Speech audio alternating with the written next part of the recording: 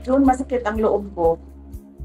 Kasi mga ordinary employees lang ito sila. I mean, sa akin, wala namang problema na sirain niyo ang pangalan ko. Kasi nung pumasok ako sa politika, expected naman na talaga yun na, di ba? Sa politika, siraan talaga yun. Sisirain mo ang kalaban mo para magmukha kang malinis, magmukha kang mabait. Ganun ang